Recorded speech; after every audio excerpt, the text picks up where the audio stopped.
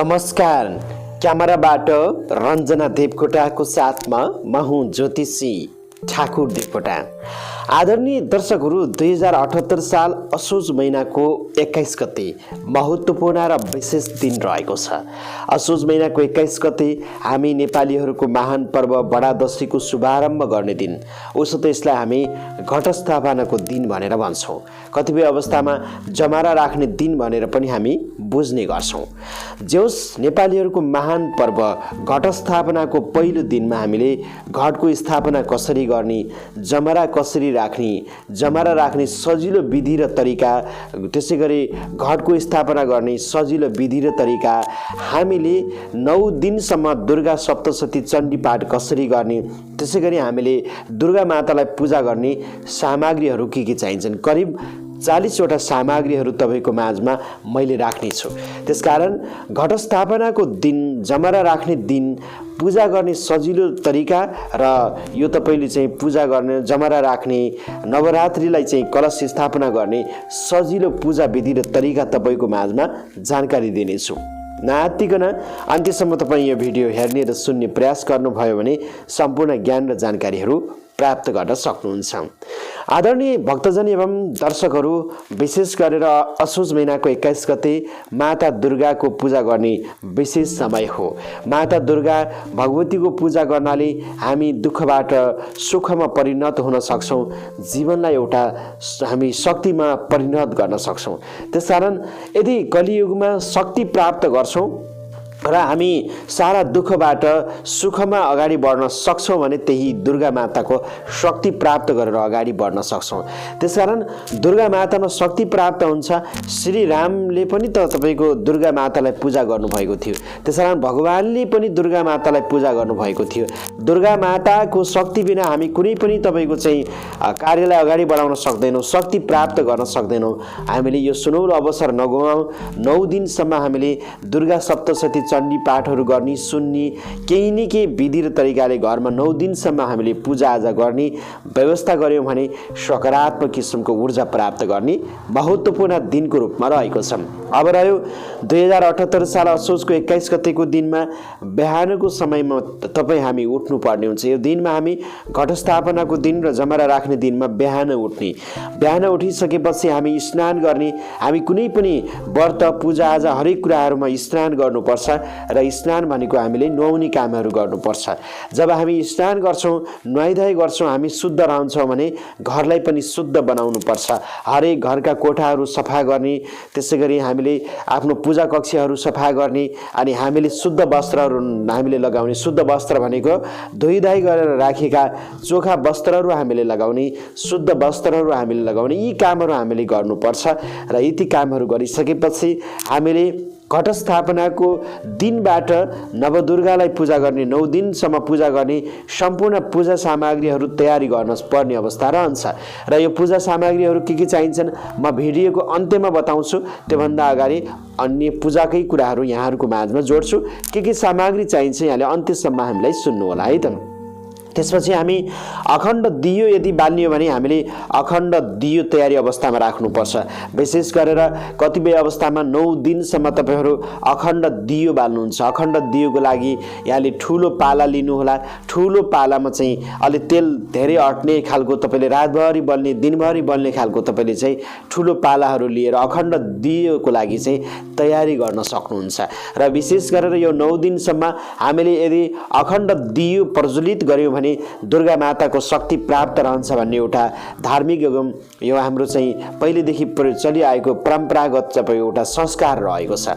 त्यसैगरी हामीले घरमा चाहिँ आफ्नो देवी देवता, सम्पूर्ण देवी देवता, पञ्चायन देवी देवतालाई हामीले स्थापना गर्ने।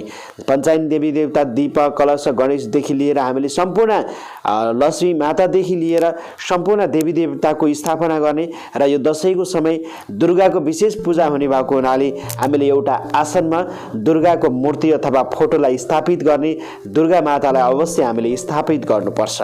र विशेष गरेर घट स्थापना भन्न बित्तिकै घटको स्थापना गर्ने, घट भनेको हामीले एउटा माटाको घडा लिनु राम्रो मानिन्छ, माटाको कलश लिनु राम्रो मानिन्छ। माटाको घडामा हामीले शुद्ध जल राख्ने, त्यसमा पञ्चपल्लवहरू राख्ने, फुलहरू राखिदिने, हामीले कुशका टुक्राहरू राखिदिने, तिलहरू राखिदिने। यसरी हामीले चाहिँ तपाईको माटाको घट हामीले स्थापना गर्न सक्छौँ। यसरी हामीले तयारी अवस्थामा गर्न सक्छौँ। त्यसैगरी छुट्टै एउटा कलश पनि यहाँले पूजा गर्नलाई दैनिक कलशहरू बनाउन सक्नुहुन्छ, दियो बनाउन सक्नुहुन्छ, अखण्ड दियो पनि बनाउन सक्नुभयो। र यसरी यहाँले चाहिँ तयारी अवस्थामा राख्नुहोला र कलशलाई यहाँले सजाउनु होला, टीका लगाउनु होला। कलशलाई यहाँले सजाएर राख्नु राम्रो र उपयुक्त मानिन्छ। त्यसैगरी हामीले विशेष गरेर यो दिनमा गौरीको स्थापना गर्नुपर्ने हुन्छ र यो दिन भनेको विशेष गरेर हामीले भूमि पूजा गर्ने दिन पनि हो र विशेष जमरा राख्ने दिनमा भएको हुनाले अघिल्लो दिन नै तपाईँले चाहिँ के गर्न सक्नुहुन्छ भने जमराहरू भिजाउन सक्नुहुन्छ, अन्यथा 2-3 घण्टा अगाडि पनि यहाँले चाहिँ भिजाउन सक्नुहुन्छ। आफ्नो गाउँ संस्कार अनुसार, समुदाय अनुसार जौको चाहिँ हामीले जमराहरू राख्ने चलन छ, गहुँको जमरा राख्ने चलन छ, मकैको जमरा राख्ने चलन छ। तपाईँले चाहिँ कुन अन्नको जमरा राख्ने चलन छ, आफ्नो संस्कार र आफ्नो जाति अनुसार जानुहोला। प्राय जौको जमरा राख्ने चलन छ। जमरा तपाईँले कुनै एउटा भाँडोमा राख्न सक्नुहुन्छ अथवा टपरीमा पनि राख्न सक्नुहुन्छ, नत्र भने माटाको कोसेहरू पाउँछ, माटाको कोसी भाँडामा तपाईँले चाहिँ राख्न सक्नुहुन्छ। यसरी तपाईँले चाहिँ राखेर तपाईँको अगाडि बढ्नुभयो भने सकारात्मक किसिमको ऊर्जा प्राप्त गर्न सक्नुहुन्छ र सफलता प्राप्त गर्न सक्नुहुन्छ। यो महत्त्वपूर्ण विषयवस्तु हामी तपाईँको माझमा जोडिरहेका छौँ। त्यसैगरी हामीले विशेष गरेर यो घट स्थापनाको स्थापना गर्ने शुभ साइत 11:46 को शुभ साइत रहेको छ। यो शुभ साइतमा तपाईँले चाहिँ घटको स्थापना गर्न सक्नुहुन्छ। यो घटा स्थापना यो समयमा गर्न सक्नुहुन्छ। त्यसैगरी हामीले विशेष बुझ्नुपर्ने कुरा के छ भन्नुहुन्छ भने दुर्गा सप्तशती चण्डी किताब अवश्य हामीले घरमा राख्ने। यो दशैंको सेरोफेरोमा नवरात्रिसम्म हामीले दुर्गा सप्तशती चण्डीको पाठहरू गर्ने, पाठ गर्न सकिन्न भने दुर्गा किताबलाई हामीले पूजाहरू गर्ने, यी कामहरू गर्नुपर्छ। दुर्गा भवानीका 9 स्वरूप रहेका छन्। हरेक दिन 9वटा तपाईँको दुर्गा भवानीलाई हामीले फरक फरक तरिकाले चाहिँ स्मरण गर्न सक्छौँ, पूजा गर्न सक्छौँ। यी कामहरू गऱ्यौँ भने हामीले सकारात्मक किसिमको सफलता प्राप्त गर्न सक्छौँ। यो महत्त्वपूर्ण विधि र तरिका हामी तपाईँको माझमा जोडिरहेका छौँ। आदरणीय दर्शक एवं भक्तजनहरू, विशेष गरेर अब दुर्गा भवानीको लागि पूजा गर्नको लागि कुन कुन सामग्रीहरू चाहिन्छ, कुन कुन सामग्रीले हामीले पूजा गर्ने तपाईँको माझमा हामी जानकारी दिन्छौँ। सामग्रीहरू थुप्रै छन्, थुप्रै सामग्रीहरूको बारेमा तपाईँको माझमा हामी कुराकानी गर्छौँ है। हजुर, विशेष गरेर दुर्गा माताको लागि पूजा गर्ने सम्पूर्ण सामग्रीहरू म यहाँहरूको माझमा जानकारी दिन्छु। दुर्गा माताको लागि पूजा गर्ने आवश्यक सामग्रीहरू केसरी, अबिर, सिन्दुर, जहुँ, तिल, धूप, कपुर, बत्ती, तिलको तेल, पञ्चपल्लव, पञ्चरत्न, सर्व औषधि, सिङ्गो सुपारी, जनै, त्यसैगरी धान, चामल, अनि त्यसैगरी सेतो वस्त्र, रातो वस्त्र। सेतो वस्त्र, रातो वस्त्र भनेको सेतो कपडा, रातो कपडा। दुर्गा 9वटा चाहिँ 9 दिनलाई चाहिँ विशेष गरेर तपाईँले 9 किसिमका चाहिँ वस्त्रहरू पनि राखिदिन सक्नुहुन्छ। त्यसरी दुर्गालाई सौभाग्य सामग्री भनेको 9 दिनसम्म 9वटा सौभाग्य सामग्री पनि चढाउन सक्नुहुन्छ। चुरा, त्यसैगरी टिकुली, काङ्यो, डोरी लगायत बनाएर यो सौभाग्य सामग्री भन्छ। यसलाई 16 सिंगारको सामान चढाउन सक्नुहुन्छ। सरसो, त्यसैगरी नैवेद्य, मिष्टान्न, फलफुल, अनि त्यसैगरी पञ्चामृत, दुध, दही, घिउ, मह र चिनी मिलाएर यहाँले पञ्चामृत बनाउनु पर्छ। दुध, दही, घिउ र मह, चिनी पञ्चामृत तयार गर्ने। फुलहरू दुबो, आँप, त्यसैगरी पिपलका पातहरू भए। त्यसैगरी पञ्चकव्य गहुँत, अनि त्यसैगरी गोबर, यहाँले चाहिँ दुध, दही र घिउ मिलाएर यहाँले चाहिँ कव्य बनाउन सक्नुहुन्छ। यसलाई भनिन्छ पञ्चकव्य। विशेष गरी पञ्चकव्य भनेको गाईको पिसाबलाई भनिन्छ। त्यसैगरी पान, अनि त्यसैगरी यहाँले चाहिँ विशेष जमरा राख्ने बालुवा अथवा माटो र उम्रिने खालको जौँ चाहियो। त्यसैगरी जमरा राख्ने तपाईँको चाहिँ माटो पनि तपाईँले राख्न सक्नुहुन्छ यदि बालुवा पाउनु भएन भने।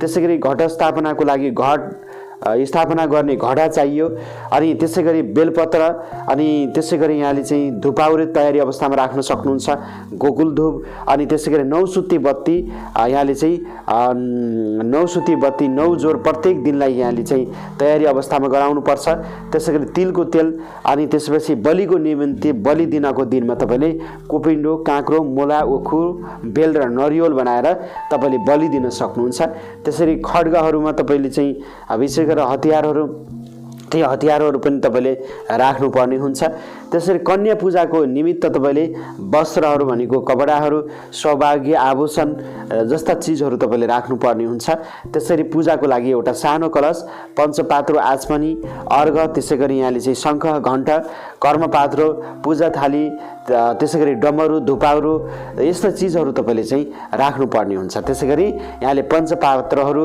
अनि आचमनीहरु तपाईको चाहिँ यस्ता चीजहरु तपाईले भेटी दक्षिणाहरु फलफूल लगायतका चीजहरु बनाएर दुर्गाको पूजा गर्न सक्नुहुन्छ दुर्गाको लागि चाहिने सामग्री हो यति मात्र नभएर तपाईले दुर्गाको लागि कछुवा राख्दिन सक्नुहुन्छ त्यसैगरी यहाँले चाहिँ गोमती चक्र राख्दिन सक्नुहुन्छ अनि त्यसैगरी यहाँले राख्नु पर्ने अर्को महत्त्वपूर्ण दुर्गा माताको चाहिँ झण्डा दुर्गा माताको लागि फोटो मूर्तिहरु चाहिए तपाईले यस्ता चीजहरु राख्न सक्नुहुन्छ र दुर्गा मातालाई चाहिँ लेखिएका तपाईको चाहिँ दुर्गा महादुर्गा जय दुर्गा लेखिएका चुनरीहरु तपाईले राख्दिन सक्नुहुन्छ त्यसैगरी जटा नरिवल 3 वटा आँखा भएको नरिवल पाउनु भउने 3 आँखे नरिवल जटा नरिवल यस्ता चीजहरु तपाईले राख्दिन सक्नुहुन्छ विविध सामग्रीहरु बनाएर तपाईले दुर्गा माताको पूजा गर्न सक्नुहुन्छ यसरी पूजा गर्नुभयो भने तपाईले दुर्गा माताको शक्ति प्राप्त गर्न सक्नुहुन्छ नजिकको शक्ति पीठहरु मन्दिरमा गएर तपाईले दर्शन पनि गर्न सक्नुहुन्छ यो विशेष गरेर दुर्गाको समयमा दुर्गा मन्दिरहरुको दर्शनहरु गर्नु होला जस्तै नेपालका प्रसिद्ध दुर्गा मन्दिर भएका नेपालगञ्जको बागेश्वरी एकदमै प्रसिद्ध रहेका हुन्छन् त्यसरी सल्यानको खैराबाङ एकदमै प्रसिद्ध मन्दिरको रूपमा रहन्छन् र दाङको चाहिँ अम्बिकेश्वरी प्रसिद्ध रूपमा रहेका छन् काठमाडौँमा भद्रकाली लगायतका तपाईको विभिन्न मन्दिरहरु तपाईको चाहिँ प्रसिद्ध मन्दिरको रूपमा रहेका छन् त्यसैले नजिकको दुर्गा मन्दिरहरुमा गएर तपाईले पूजाआजा गर्नुभयो भने दुर्गा माताको शक्ति प्राप्त गर्न सक्नुहुन्छ यो महत्त्वपूर्ण विधि र तरिका रहेका छन् त्यसकारण यो 9 दिनसम्म विशेष गरेर दुर्गाको समयमा दुर्गा सप्तशती चण्डी पाठ चाहिँ अवश्य गर्नुहोला यदि चण्डी पाठ गर्न आएन भने तपाईले युट्युब च्यानलहरुमा गएर यसको चाहिँ दुर्गा सप्तशती चण्डी पाठहरु तपाईले स्मरण गर्न सक्नुहुन्छ सुन्न सक्नुहुन्छ श्रवण गर्न सक्नुहुन्छ सुन्न सक्नुहुन्छ यसरी तपाईले चाहिँ पक्कै पनि दुर्गाको शक्ति प्राप्त गर्नुस् र महादुर्गाले तपाई हामी सबैको कल्याण गरून् यहाँहरुको बडा दशैं शुभ रहोस् यो महत्त्वपूर्ण जानकारी हेर्दिनु भयो तपाई सम्पूर्ण दर्शक भक्तजनहरुलाई